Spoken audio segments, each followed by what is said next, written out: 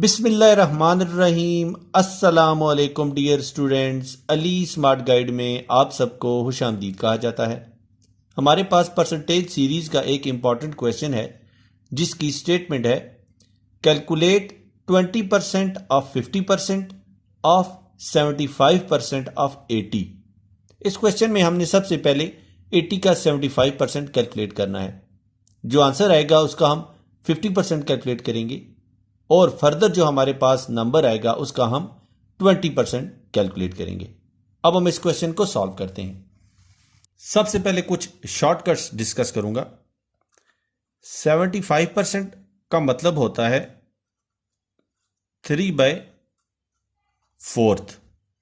इसी तरह 50% का मतलब होता है 1/2 और 20% का मतलब होता है 1/5। अब क्वेश्चन की स्टेटमेंट में सबसे पहले हम 75% ऑफ 80 कैलकुलेट करेंगे।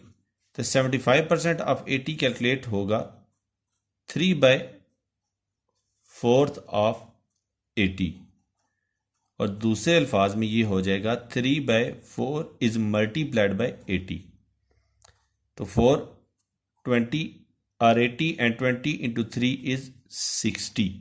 So 75% of 80 is 60. अब हम कैलकुलेट करेंगे 50% ऑफ 60।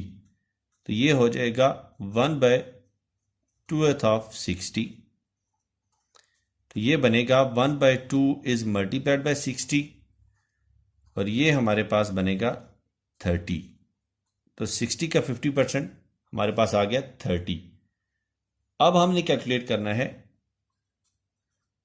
20% ऑफ 30।